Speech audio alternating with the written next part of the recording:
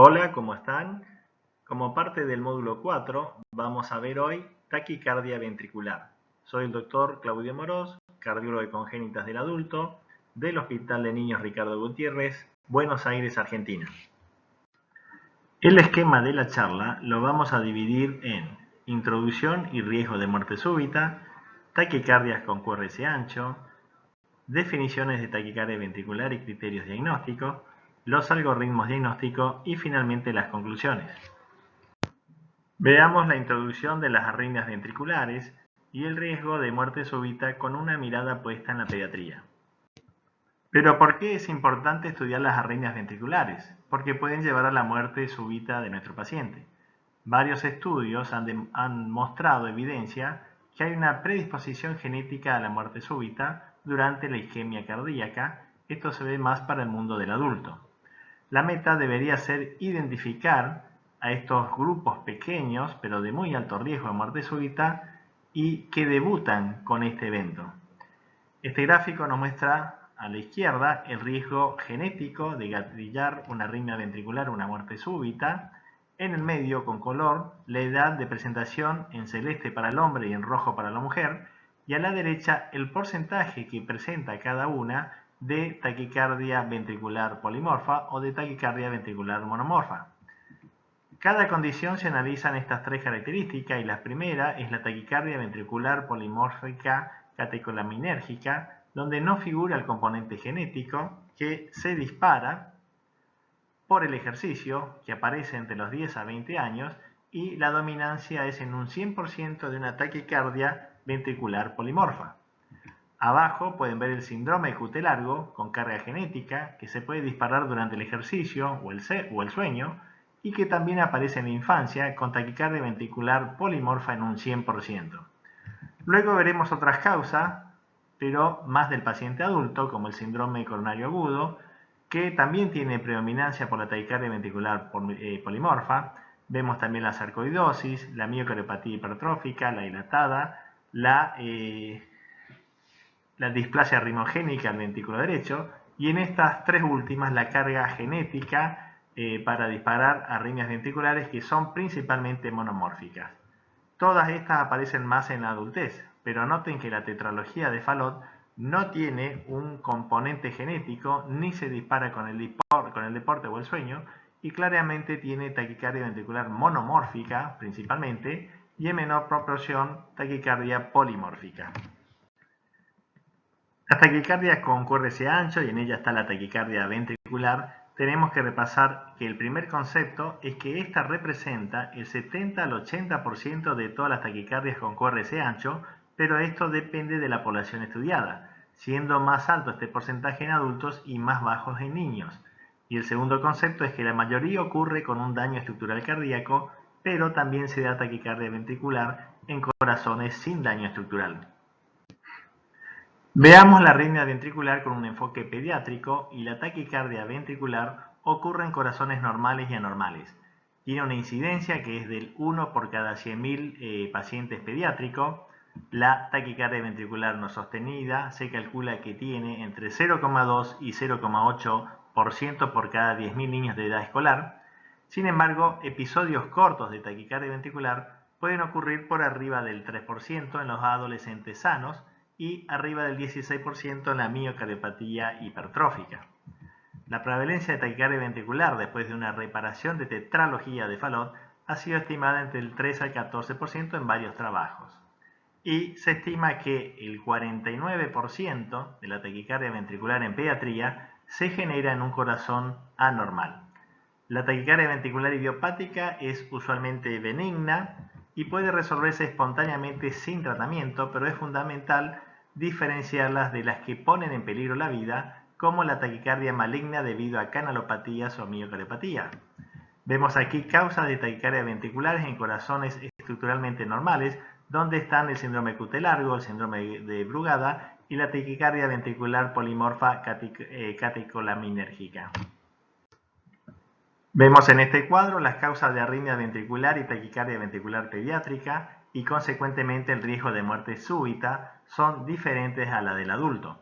Este cuadro muestra las cardiopatías donde la miocardiopatía hipertrófica presenta el 16% de incidencia de taquicardia ventricular. También están las cardiopatías dilatadas, la displasia rimogénica al VD, la no compactada y la miocardiopatía restrictiva, con porcentajes menores.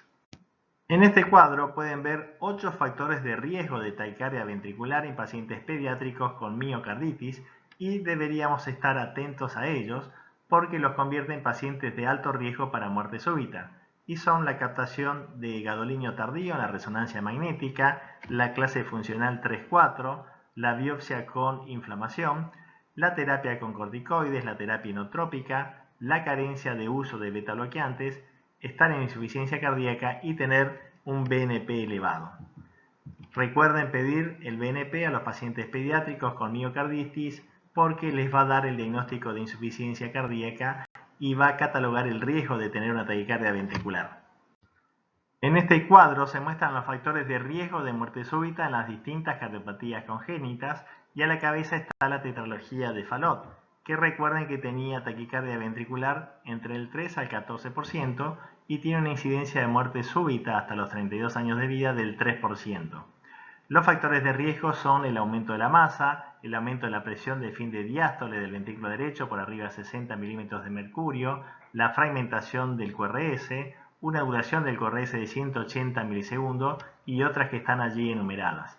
También está la estenosis aórtica con gradiente mayor de 50 milímetros de mercurio, los ventrículos únicos paliados con disfunción ventricular y a mayor edad de este paciente con ventrículo único. Y llamativamente también está el prolapso de válvula mitral, donde se presentan casos de muerte súbita cuando hay fibrosis de los músculos papilares y de la pared inferobasal en el sexo femenino. Cuando hablamos de fragmentación del QRS, está definida por la presencia de mayor o igual a 3 muescas en el complejo del QRS y más típico es cuando hay una imagen de bloqueo completo de rama derecha y acá a la izquierda pueden ver las muescas señaladas por la flecha. La fragmentación del QRS es un parámetro simple de bajo costo y puede ser usado para estratificar el riesgo de muerte. A mayor puntaje es mayor la fragmentación del QRS y peor es la sobrevida en el seguimiento, como pueden ver claramente en este Kaplan-Meier. Bueno, este es un ejemplo de una taquicardia ventricular monomorfa en un paciente con Fallot con imagen de bloqueo completo de rama izquierda que tiene un eje del QRS entre 0 y 90 con una patente Q pequeña R grande en B1 consistente con un origen del tracto de salida al ventrículo derecho, que es típica del Fallot. Pero ya vamos a ver cómo hacemos el diagnóstico en estos pacientes. Vamos a comenzar hablando globalmente de las taquicardias con QRS ancho. Cuando hablamos de taquicardia, podemos dividirlas en taquicardias con QRS estrecho, que se originan por encima de la bifurcación de las de His, que deben tener una frecuencia mayor a 100 latidos por minuto o superar el límite superior para la edad, con una duración del QRS menor a 120 milisegundos. El otro grupo están las taquicardias con QRS ancho y que se caracterizan por superar los 100 latidos por minuto o el límite superior de acuerdo a la edad en el paciente pediátrico y que tienen una duración mayor a 120 milisegundos y estas pueden corresponder a una taquicardia ventricular o una taquicardia supraventricular. Es por ello que es importante saber si nuestro paciente está teniendo una taquicardia ventricular o está teniendo una taquicardia que no es mortal. Se denomina taquicardia ventricular a la sucesión de 3 o más extrasístoles ventriculares consecutivas a una frecuencia superior a 100 latidos por minuto, originados en los ventrículos y que está independiente de la conducción auricular y nodal AB. Pueden ver el trazado abajo, una tripleta ventricular o taquicardia ventricular no sostenida. Cuando son 2 latidos, esto se denomina dupla ventricular y no es una taquicardia ventricular. Pero dijimos que dentro de las taquicardias con QRS ancho existen las taquicardias supraventriculares que pueden tener un QRS ancho. Y esto se evidencia porque tiene un QRS mayor de 120 milisegundos y esto puede estar provocado por un bloqueo de rama preexistente, por una taquicardia supraventricular con conducción aberrante, por el efecto de drogas antiarrítmicas, por tener una taquicardia supraventricular con conducción anterógrada a través de la vía accesoria, y esto es una taquicardia antidrómica, también una taquicardia mediada por marcapaso y finalmente los trastornos hidroelectrolíticos como la hipercalemia que pueden generar una taquicardia con QRS ancho. Esta taquicardia tiene una relación de la onda P con el QRS y la P habitualmente es retrógrada, a diferencia de la taquicardia ventricular donde hay disociación aurículo-ventricular. Veremos ahora la definición de taquicardia ventricular y sus subgrupos y los criterios diagnósticos que tienen. Repasemos las definiciones de los distintos subtipos de arritmias ventriculares de las guías europeas 2022 y se denomina taquicardia ventricular a la sucesión de 3 o más extracétoles ventriculares consecutivas con una frecuencia superior a los 100 latidos por minuto originada en los ventrículos e independiente de la conducción auricular y nodal AB. Hablamos de taquicardia ventricular no sostenida, son aquellas que duran menos de 30 segundos y no provocan inestabilidad hemodinámica. Taquicardia monomorfa es cuando la morfología del QRS no se modifica en una misma derivación. Taquicardia polimórfica, el QRS sí se modifica durante la taquicardia en una misma derivación. También tenemos la taquicardia ventricular bidireccional y es la taquicardia ventricular donde hay alternancia latido-latido del eje frontal del QRS. También tenemos la torsión de punta, que es un subtipo de taquicardia ventricular polimorfa en el contexto de cambios del QT, donde los complejos QRS parecen girar en espiral alrededor de la línea de base del electrocardiograma en un patrón sinusoidal. Luego le sigue la tormenta eléctrica, que es la arritmia ventricular que ocurre 3 o más veces dentro de las 24 horas y estos episodios deben estar separados por al menos 5 minutos y requieren una intervención para su terminación. Vemos también que está la taquicardia ventricular incesante, que es una taquicardia ventricular continua y sostenida que se repite rápidamente durante varias horas a pesar de la intervención repetida para su terminación. Y finalmente tenemos la fibrilación ventricular, que es un ritmo caótico con ondulaciones que son irregulares en tiempo y forma, sin complejos QRS discreto en la superficie del electrocardiograma. A la taquicardia ventricular la podemos dividir por los tipos de mecanismo de inicio y tenemos el de reentrada, el de los postpotenciales precoces o tardíos y el del aumento anormal del automatismo. Podemos clasificarla por su duración y la taquicardia ventricular sostenida es aquella que se mantiene por 30 segundos o más tiempo o produce inestabilidad hemodinámica que requiere una cardioversión eléctrica. Luego están la taquicardia ventricular no sostenida, que son aquellas que duran menos de 30 segundos y no provocan inestabilidad hemodinámica. Si la clasificamos por su morfología, pueden ser monomorfas y polimorfas. En la taquicardia ventricular monomorfa, la morfología del QRS no se modifica en una misma derivación, como pueden ver en el ejemplo abajo. En cambio, en las polimorfas sí se modifica el QRS durante la taquicardia en una misma derivación. En las monomórficas, la etiología está más relacionada a miocardiopatía isquémico-necrótica, a miocardiopatía dilatada, chagásica, miocardio no compacto, la miocardiopatía hipertensiva y las cardiopatías congénitas, también las alteraciones por electrolitos y fármacos. En cambio, las taquicardias ventriculares polimórficas se relacionan más con el síndrome de QT largo o corto, la taquicardia ventricular catecolaminérgicas, el síndrome de Brugada y también fármacos e isquemias. Algunas veces las monomórficas y las polimórficas también comparten su etiología. Aquí pueden ver el ejemplo de una taquicardia ventricular polimórfica en un adolescente en la quinta etapa de una ergometría con un protocolo de Bruce. En esta diapositiva pueden ver en la animación a la izquierda la taquicardia ventricular monomorfa que se origina en una misma zona, que puede ser una cicatriz de una cirugía cardíaca o la secuela de un infarto, y por lo tanto la morfología va a ser siempre igual y la podemos ver en la onda de color naranja en el gráfico. A la derecha van a ver la taquicardia ventricular polimorfa y observen cómo las arritmias se originan en distintos lugares del ventrículo, lo que se ven representado en distintos colores de acuerdo al origen, y eso hace que tengan esa característica de polimorfismo. Para poder diferenciar las taquicardias con QRS ancho entre sí y llegar al diagnóstico de taquicardia ventricular, debemos analizar todos estos puntos. Y el primero es la duración del QRS, ver el eje del QRS, si hay concordancia del QRS, cuál es la relación aurículo-ventricular, la presencia de latidos de fusión o captura, los criterios morfológicos de B1 y B6, ausencia de RS en precordiales, otras características y finalmente el QRS alternante. Vamos a ir viendo uno por uno y hacia el final veremos los algoritmos que nos sistematizan para el diagnóstico de taquicardia ventricular, como el de Brugada o el de Berekane. Estos criterios fueron examinados en 650 taquicardias con QRS ancho y en cada caso el diagnóstico se confirmó con un estudio electrofisiológico. Primero, fijémonos en la duración del QRS. Generalmente las taquicardias supraventriculares aberrantes, el QRS es menor o igual a 140 milisegundos en la imagen de bloqueo completo de rama derecha y de 160 en la imagen de bloqueo completo de rama izquierda. Es decir, que cuanto más ancho es el QRS, más probable sea una TV. Pero hay una excepción donde la TV puede tener 120 milisegundos y son los que tienen ausencia de daño estructural, o la TV que tiene una activación temprana del septum en un corazón con daño estructural.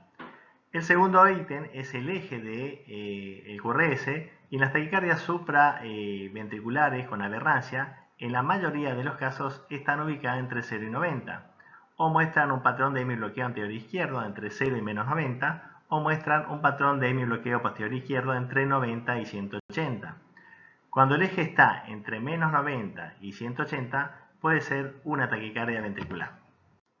Para verlo gráficamente, vemos en color celeste los ejes que están dados por taquicardias supraventriculares aberrantes y en color rosa el eje que está representado a la taquicardia ventricular, que es entre menos 90 y 180.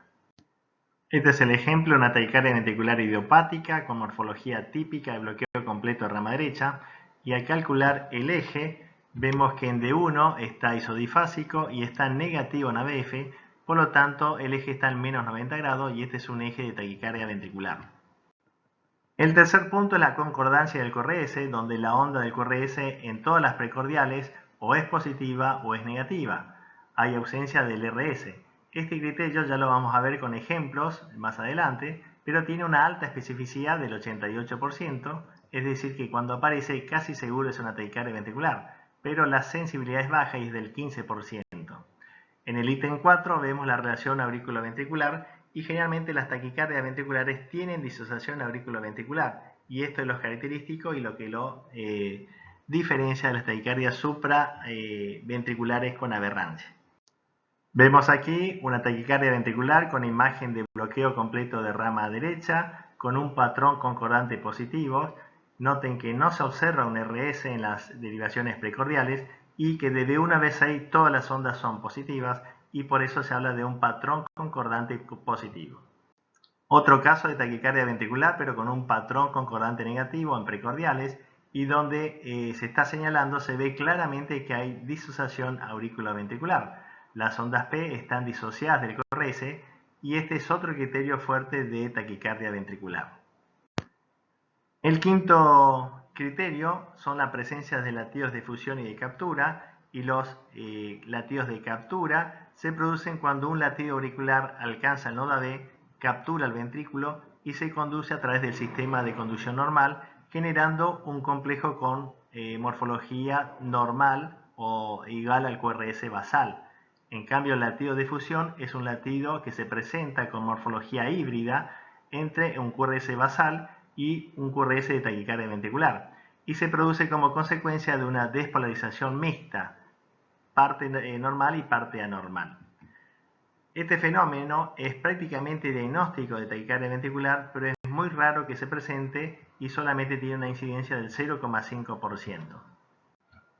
Veamos ahora el sexto ítem, las patentes específicas en B1 y cuando hay una imagen de bloqueo completo de rama derecha. Normalmente, la activación inicial ventricular ocurre independientemente de la rama derecha, de tal modo que el bloqueo completo de rama derecha solo afecta la porción final del QRS y no su parte inicial. Teniendo en cuenta esto, hay patentes eléctricas que se asocian a taquicardia supraventricular aberrantes y que son R pequeña con R' grande, R pequeña S pequeña con R' grande, R pequeña S grande y R' pequeña y R pequeña, S grande y R' pequeña. El 88% de las taquicardias supraventriculares aberrantes tenía alguno de estos patrones.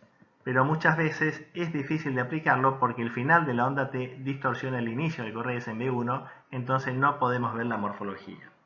Ahora, cuando en B1 tenemos una imagen de bloqueo completo de rama izquierda, debemos recordar que en el bloqueo completo de rama izquierda tiene una rápida activación en B1, que es menor o igual a 30 milisegundos, y un intervalo desde el inicio del QRS al nadir de la S menor o igual a 70 milisegundos. Vamos a hablar que una taquicardia con QRS ancho con un R inicial mayor a 30 milisegundos y una DIR a la S mayor a 70 es taquicardia ventricular en un 97%.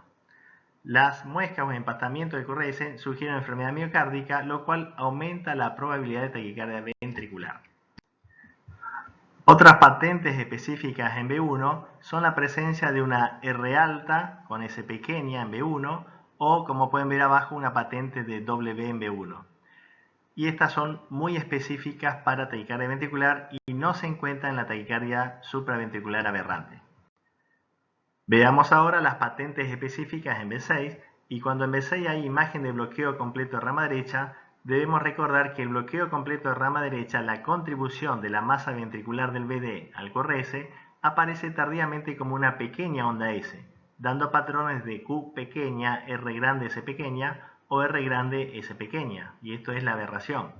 En cambio, en la taquicardia ventricular, la imagen de bloqueo completo de rama derecha, todo el voltaje iniciado en BI va a ir hacia el BD, generando patrones con una S grande. Por lo tanto, vamos a ver Q pequeña, R grande, S grande, o QR pequeña con S grande, o R pequeña con S grande, o QS grande. Y esto origina la regla de R sobre S es menor a 1, y esto es taquicardia ventricular, y este signo tiene un 90% de especificidad y 73% de sensibilidad. Aquí podemos ver una taquicardia ventricular y cuando vamos a B6 pueden ver un patrón de QS, es decir que cumple la regla de R sobre S menor a 1. Pero cuando miramos B6 y la imagen de la taquicardia ventricular es con bloqueo de rama izquierda, debemos recordar que el bloqueo completo de rama izquierda presenta ondas R monofásicas de marcha lenta, pero en la taquicardia ventricular se pueden presentar los patrones de Q pequeña con R grande o QS, los cuales no se ven en una taquicardia supraventricular aberrante, y esto sería el diagnóstico de taquicardia ventricular. Como repaso, pueden ver arriba el complejo normal en B1 y B6 de un adolescente o adulto, y en B1, cuando hay imagen de bloqueo completo de rama izquierda, la R en B1 mayor a 30 milisegundos o la R en la nadir de la S mayor a 60 o a 70 es un criterio de taquicardia ventricular. Si la imagen en B1 es de bloqueo completo de rama derecha, en la taquicardia ventricular generalmente no tienen R'.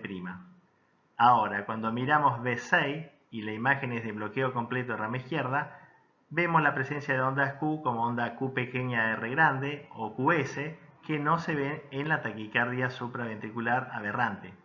Y si la taquicardia ventricular tiene imagen de bloqueo completo de rama derecha en B6, generalmente cumple la ley de R sobre S menor a 1. En el punto 7 está la ausencia de RS en precordiales y en la mayoría de los casos con bloqueo completo de rama derecha o bloqueo completo de rama izquierda, al menos una de las precordiales tiene un complejo de RS o transicional y el intervalo al nadir de la S es menor o igual a 100 milisegundos. Cuando no existe RS o cuando excede los 100 milisegundos, es muy probable que se trate de una taquicardia ventricular. Otra de las características es que el bloqueo completo de rama izquierda con eje desviado hacia abajo a la derecha es raro en una taquicardia supraventricular aberrante y debe sugerir una taquicardia ventricular.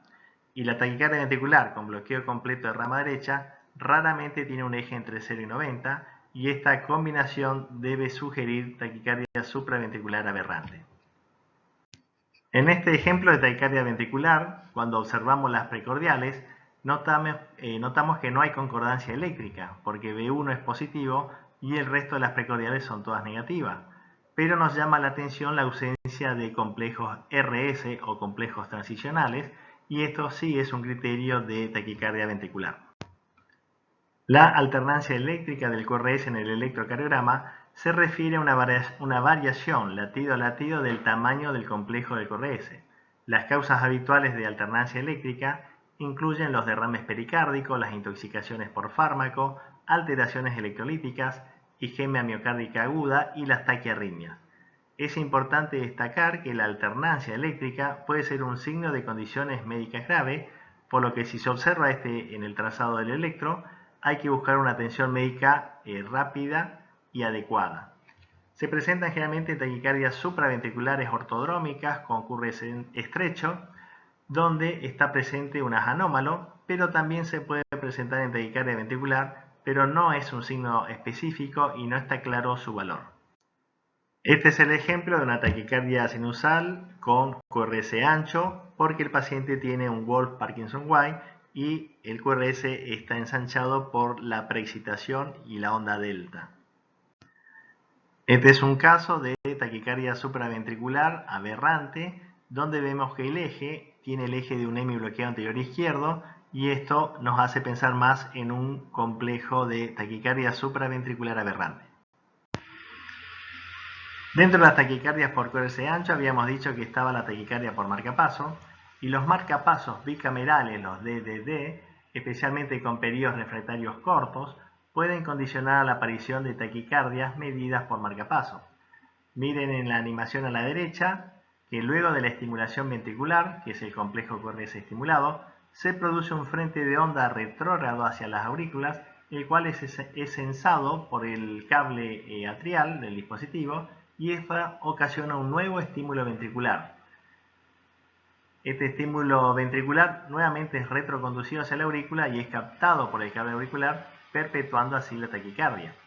Estas taquicardias son fácilmente diferenciables de la taquicardia ventricular porque van a observar una espiga de estimulación precediendo al QRS, especialmente si estos son de marcapasos monopolares. En la imagen del electrocardiograma pueden ver las flechas rojas que muestran la onda P retroconducida, las cuales son detectadas por el cable auricular y el aparato lo interpreta como sinusal y manda un estímulo ventricular y así se perpetúa la taquicardia. Este cuadro nos muestra en resumen a la izquierda la taquicardia ventricular, que puede ser con imagen de bloqueo completo de rama izquierda arriba o imagen de bloqueo de rama derecha abajo, y esto está marcado en color rojo.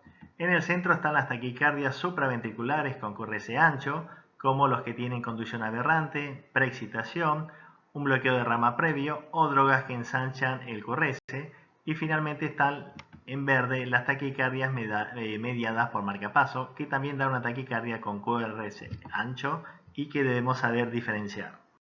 Veamos ahora algoritmos diagnósticos que nos faciliten la vida para el diagnóstico de estas taquicardias ventriculares. Y el primero es el algoritmo de Brugada, que cuando tenemos una taquicardia con QRS ancho nos vamos a hacer 4 preguntas. La primera pregunta es si tiene ausencia de complejos RS en todas las derivaciones precordiales, y si esto es sí, eso es una taquicardia ventricular. Si es no, tenemos que ver la segunda pregunta, que es el intervalo R al nadir de la S mayor a 100 milisegundos. Si esto es sí, es taquicardia ventricular. Si no lo es, buscamos la disociación auriculoventricular. Si la tiene, es taquicardia ventricular. Y finalmente, en la cuarta, vemos los criterios morfológicos de taquicardia ventricular en B1 y B6. Y si tiene criterios, es una taquicardia ventricular. Y si no los tienes, es una taquicardia supraventricular con aberrancia. Vemos aquí una taquicardia con QRS ancho y nos vamos a hacer la primera pregunta, que es si tiene la presencia de RS en precordiales, y no la tiene, es decir, que tiene ausencia de RS en precordiales y ahí terminó el algoritmo. Este paciente tiene una taquicardia ventricular. La segunda pregunta que nos hacíamos era si el paciente tenía una R al nadir de la S mayor a 100 milisegundos y en este caso tiene en B4 160 milisegundos, lo cual esto apoya taquicardia ventricular. El algoritmo de Berekheim es una herramienta útil para el diagnóstico rápido de taquicardia ventricular en un electrocardiograma. Fue propuesto por Berekheim y colaboradores en el año 2008 y se centra en el análisis de la derivación ABR. Consta de 4 criterios que están detallados acá en la diapositiva y si cumple cualquiera de estos criterios es probable que estemos frente a una taquicardia ventricular. Recuerden que estos criterios permiten un diagnóstico más rápido y certero en situaciones clínicas de urgencia. Los criterios de Berekheim para el diagnóstico de taquicardia ventricular también son 4 preguntas, y la primera es la presencia de una onda R alta inicial en la derivación ABR, y si esto es sí, es taquicardia ventricular. Si no lo es, voy a la segunda pregunta, me fijo en el ancho de la onda R inicial o de la onda Q, que sea mayor a 40 milisegundos, que es un cuadradito pequeño. Si es positivo, es taquicardia ventricular. Si no lo es, voy y busco presencia de muescas o melladura en la porción inicial descendente de un complejo QRS predominantemente negativo. Siempre hablamos de ABR. Si esto es positivo, es taquicardia ventricular. Y si no lo es, la última pregunta es si la relación de velocidad de activación ventricular en los primeros 40 milisegundos es menor que en los últimos 40 milisegundos del QRS. Si lo es taquicardia ventricular. En el ejemplo, van a ver un QRS que está a la izquierda y en los primeros 40 milisegundos vemos una velocidad de activación mayor que en los últimos 40 milisegundos. Pero en el QRS de la derecha, la velocidad de activación de los primeros 40 milisegundos es menor que la de los últimos 40 milisegundos. Por lo tanto, en este último caso, es taquicardia ventricular. Entonces, si el paciente cumple cualquiera de estas 4 preguntas, estamos ante un caso de taquicardia ventricular, y esto es muy interesante porque analizando una sola derivación podemos llegar al diagnóstico de taquicardia ventricular. Vemos un electrocardiograma con QRS ancho, y cuando analizamos el QRS y vemos ABR, vemos que tiene una R ancha, la cual tiene más de 120 milisegundos, y nos contesta que sí las dos primeras preguntas, es decir, tiene R en ABR y ese ABR es mayor de 40 milisegundos, es decir, que es una taquicardia ventricular. Otro ejemplo de taquicardia con QRS ancho, y cuando vamos a mirar ABR, vemos que tiene una R inicial y que esta tiene más de 40 milisegundos, por lo tanto estaríamos hablando de una taquicardia ventricular. Otra taquicardia con QRS ancho, cuando analizamos ABR y vemos la primera pregunta, no tiene R en ABR, es decir que no cumple ese criterio, pero cuando vamos al segundo criterio, que es la duración de la R o la Q inicial mayor a 40, este paciente tiene cercano a 90, por lo tanto es una taquicardia ventricular. Este es un ejemplo de una taquicardia ventricular incesante en un faloto operado. No se observa disociación auriculoventricular y hay una morfología positiva en la cara inferior de 2, D3 y ABF, lo cual sugiere un origen alto. En D1 y ABL es negativa, señalan un tracto de salida, y la imagen de bloqueo de rama derecha sugiere el origen desde el ventrículo izquierdo. En este paciente se ablacionó el tracto de salida del ventrículo izquierdo debajo de la válvula aórtica, resolviendo la taquicardia ventricular. Este es el caso de una taquicardia con QRS ancho en un paciente con Mustard por tener una transposición de grandes arterias y donde hay sospecha de taquicardia ventricular. Pero se trataba de una taquicardia auricular con aberrancia, con patente de bloqueo completo de rama derecha, lo cual es inusual. Y recuerden que cuando el paciente está descompensado y si hay dudas, deben tratarlo como una taquicardia ventricular. Caso de displasia rimogénica del ventrículo derecho, donde podemos ver arriba el electrocardiograma basal con ondas T negativa en precordiales derecha. No observo la onda epsilon que generalmente aparece en B1. Abajo está la taquicardia ventricular con imagen de bloqueo completo de rama izquierda. Y finalmente fíjense la resonancia magnética cardíaca mostrando un ventrículo derecho dilatado y adelgazado. Este es el caso de una miocardiopatía hipertrófica, y noten que en el electrocardiograma visto arriba tenemos ondas T negativas de B2 a B6 y en cara inferior. En el centro vemos una taquicardia ventricular sostenida monomorfa con imagen de bloqueo de rama derecha y complejos negativos en la cara inferior que nos hablan de su origen en la punta del ventrículo izquierdo. Abajo podemos ver la imagen de la resonancia magnética que muestra hipertrofia ventricular en 4 cámaras y en 2 cámaras. Este es el caso de un paciente con sarcoidosis con taquicardia ventricular monomorfa con imagen de bloqueo completo de rama izquierda y ondas positivas en cara inferior por originarse en el tracto de salida al ventrículo derecho.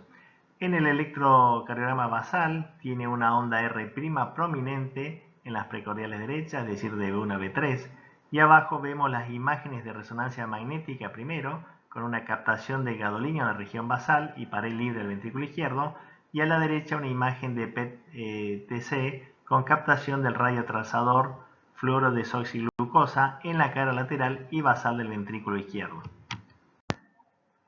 Este trazado debe llamarles la atención porque tienen un ritmo sinusal con estas sístoles ventriculares frecuentes, monomorfas, pero tiene un intervalo de acoplamiento muy corto, de 240 milisegundos, y esto es de alto riesgo para disparar una taquicardia ventricular.